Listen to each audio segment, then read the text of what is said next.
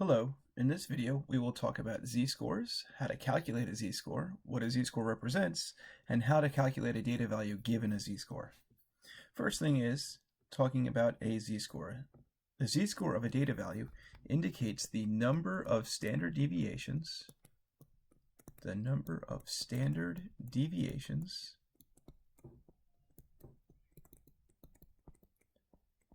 that the data value deviates from the mean.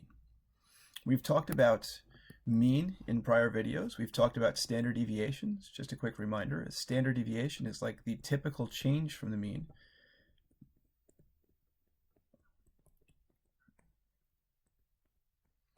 If we're using our calculators, we can find this by either looking for S or sigma, or even if we're not using our calculators, S or sigma is the symbol for those depending. S is for sample, sigma is for population. We want to know how far away from the mean. To calculate a z-score, we will do the data value minus the mean divided by the standard deviation, or I've also said the score minus the mean divided by the standard deviation, or the deviation value, deviation score, divided by the standard deviation. For sample data in symbols, that would be x minus x bar over s, and in population values, it would be x minus mu over sigma. If you're going to do this in your calculator, just be sure that we put the numerator, the deviation, in parentheses before we do any calculations. All right, we have an example here that says the grades of an Astronomy 101 final exam have a mean of 80 with a standard deviation of 7. Calculate the z-score for the following 3 test grades. And then we have a score of 73, 83.5, and 80. We will do all 3 of them here. Calculate the z-score for a score of 73 would be the data value, the test grade, minus the mean divided by the standard deviation. So 73 minus 80 is -7, and -7 divided by 7 is -1. So the z-score for a grade of 73 is -1, meaning that 73 is 1 standard deviation below the mean.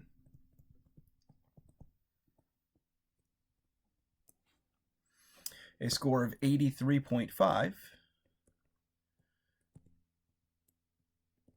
or the z-score for an 83.5, we would do the same calculation. 83.5 is the grade, or the data value, minus the mean of 80 divided by 7.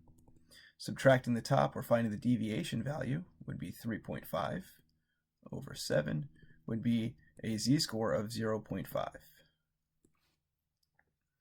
That means that 83.5 is 1/2 standard deviation, or half of a standard deviation, in this case above the mean.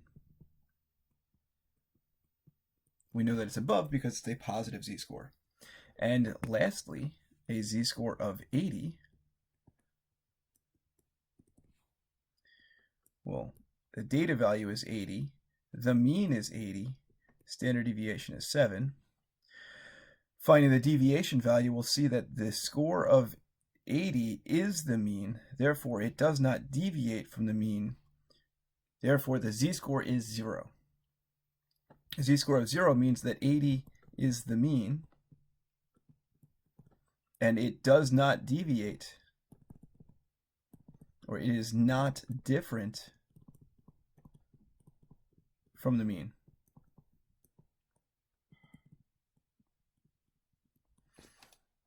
All right, a little bit of notes to go along with this. Now that we've calculated 3 different z-scores,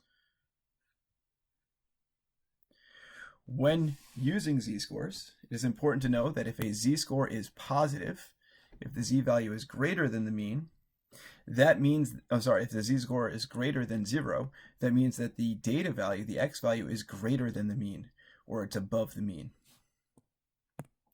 If the z-score is negative, if z is less than 0, that means that the x value is less than the mean. And if a z-score is 0, then that means that the x value is equal to the mean. So we have an example here that says at the end of the 2021 to 2022 NBA season, LeBron James averaged 30.3 points per game, the second highest of the season. And at the end of the Masters tournament, the winner is the golfer with the lowest total golf score. In 2022, the winner of the tournament was Scottie Scheffler with a total score of 278 in round 4. The NBA 2021 to 2022 season average for points per game was 7.8, with a standard deviation of 6.1. And players in round 4 of the 2022 Masters tournament had a mean of 292 and a standard deviation of 5.65. Based on the above information, who had a better performance relative to their competitors? So this relative score is basically saying relative to the mean of all competitors.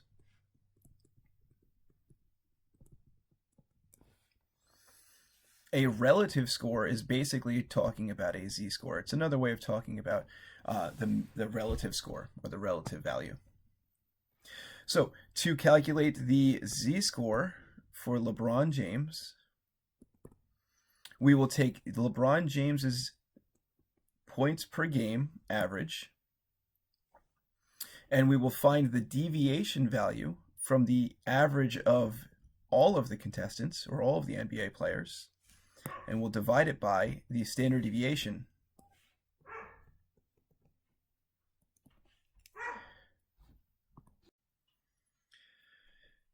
So using our calculator, the data value minus the mean, make sure we put this in parentheses, divided by the standard deviation, gives us a z-score of 3.69. We generally round z-scores to 2 place values. And then we can find the z-score for Scottie Scheffler. Again, we will take Scottie Scheffler's performance, 278, minus the mean of all competitors, 292, divided by the standard deviation for all competitors.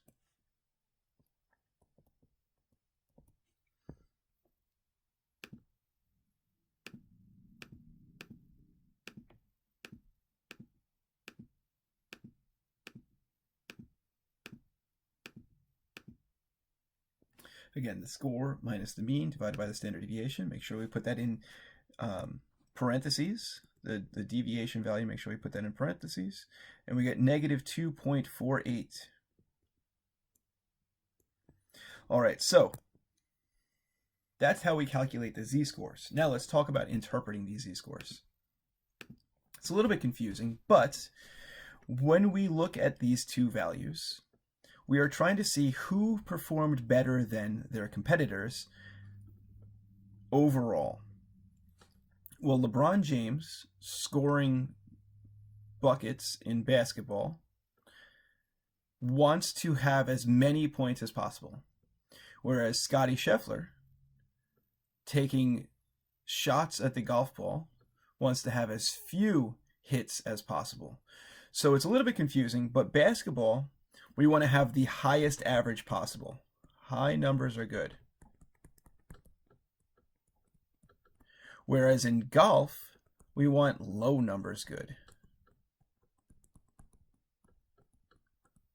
So using the z-score will allow us to compare these two different sports and these two different competitors in two completely different ways of calculating their performance. Again, basketball, we want high numbers. Golf, we want low numbers. So in terms of z-scores and standard deviations, LeBron James scored 3.69 standard deviations above the mean for all players,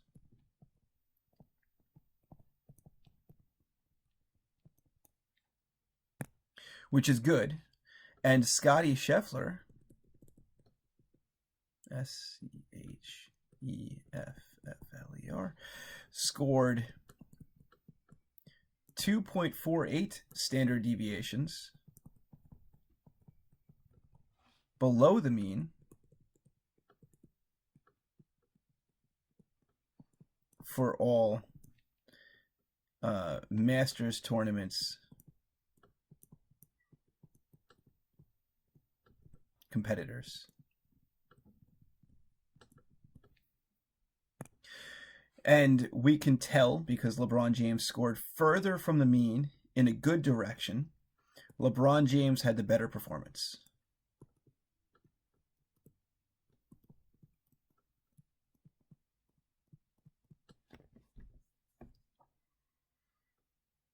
So again, we're talking about z-scores. Z-scores represent the number of standard deviations from the mean. In this case, we are comparing two different sports, two different competitors, one of which has high numbers being a positive thing or a good thing, and the other one has low numbers being a good thing. So the fact that Scotty Scheffler had a negative z-score is good, because in golf you want to have less strokes per round. And then we have one more example here, and this example is looking at test grades where we are given a z-score and we're asked to find the actual grade. So this example says a statistics instructor returns tests to students with grades written as z-scores rather than raw scores. On a recent test, the mean was 75 and the standard deviation was 6.2. Using this information to determine a student's test score to the nearest whole number for the following. The student who has a z-score of 1.25 scored or has a grade that is 1.25 standard deviations above the mean. Well, how are we going to be able to calculate this? Well, we can just take the mean and add 1.25 standard deviations to it. So in this case, we could take the score of 75 and add 1.25 times 6.2 to that grade. So we've grabbed our calculator again, and we can just type this in as 75 plus 1.25 times 6.2. This is the mean plus the standard deviations, plus the z-score times the standard deviation. I said that incorrectly. So a student who has a z-score of 1.25 has earned an 82.75, which they said round to the nearest whole number. So we would say a grade of 83 on the test. The second part of this example says the student's grade is 2 standard deviations below the mean. Well, that means to us that we have a z-score of -2. I haven't pointed this out yet, but on the bottom of the screen here, it says to convert a z-score to a raw score, we can use the formula that the raw score is equal to the mean plus the z-score times the standard deviation, which is what I did for the first one. And we could do that again here. It's the mean plus -2 times the standard deviation. So in this case, it's 75 plus -2 times 6.2. And again, we can just type all of this right into our calculator.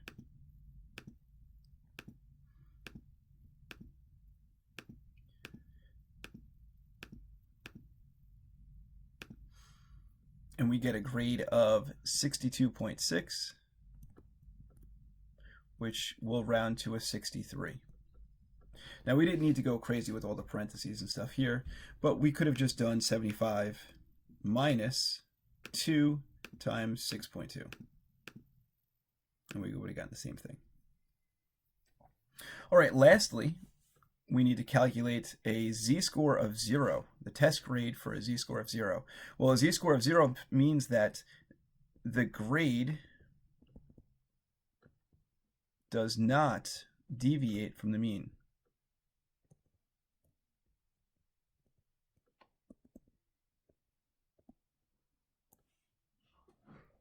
So if we did this, we would do x bar plus 0 times s, or 75 plus 0 times 6.2, which would just be a grade of 75. A z-score of 0 is equal to the mean. And again, we have the notation for converting a z-score to a raw score in both sample variables and population variables.